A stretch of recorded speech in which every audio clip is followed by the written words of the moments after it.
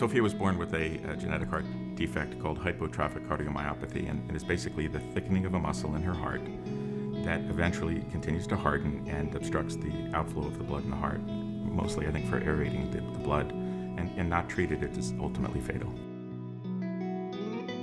We're very lucky to have discovered Sophia's heart defect. We took her to a 3-month pediatric visit, just a regular checkup, and her pediatrician heard a noise in her heart that sounded different or unusual to him, and he said, "I'd like you to go see a cardiologist." He said, "Well, I do see holes in her heart, but that'll correct itself as she gets older. What I'm worried about, though, is this thickness of muscle that we see that will cause problems in the future." So we monitored her condition. We went to one of our regular checkups when she had just turned 6, and the cardiologist said that her condition had plateaued, everything looked great. We didn't need to come back in 3 months, and that we could wait a year to come back for our visit. And as a mom, I said, just for my peace of mind, can we come back for a visit in 6 months just to make sure everything's okay?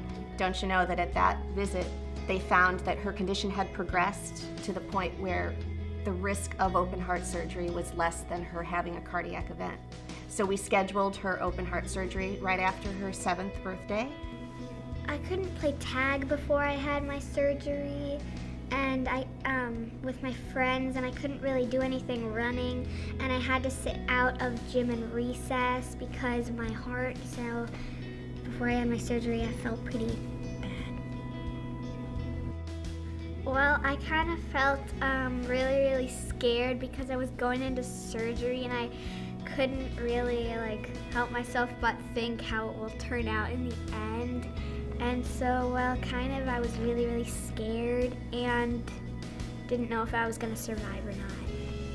You know, watching Sophia go through it was inspiring, actually. She's a trooper in a way that I've never seen. She was always upbeat and always really, happy, and she asked good questions, and she knew, what was happening, but she just was always upbeat about it, and it was really inspiring to watch her at such a young age, only 7 years old, have, so much trust that everything was going to be okay. As Sophia being my older sister and me being a younger brother, it's kind of hard because she's kind of cuckoo, but sometimes she is, and sometimes she can be the most playful person in the world. In the galaxy. So I love her a lot, and I kind of feel like I'm pretty lucky to have a younger brother who can protect me and support me.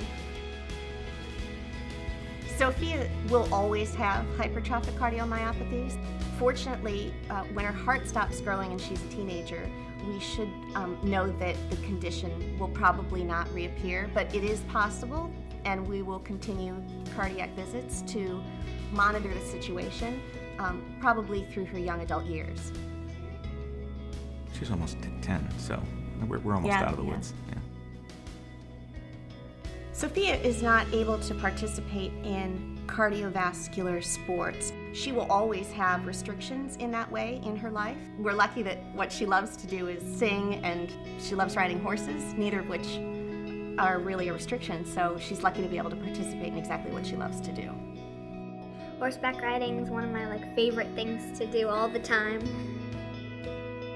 I've learned some wonderful things about the American Heart Association through this process. We were introduced to the AHA through their Jump Rope for Heart program, which is a program that brings heart healthy awareness into elementary schools, and our school participated in it, and they saw Sophia speak about her experience only a few months after her surgery, because the school wanted the children to understand why they were participating and bring to life a real person they knew that experienced the benefits of the AHA. And so we're excited to share our story because we know that the American Heart Association raises money for the machines that helped us know that Sophia has what she has, for genetic testing that helps us to know that the rest of our family doesn't have her condition. Also for the great things they're doing at schools for children to become more healthy and aware at a young age, and parents to have awareness of symptoms and signs of disease. If this education saves just one child, you would ask that parent, was it worth it? And of course the parent would say, my God, yes.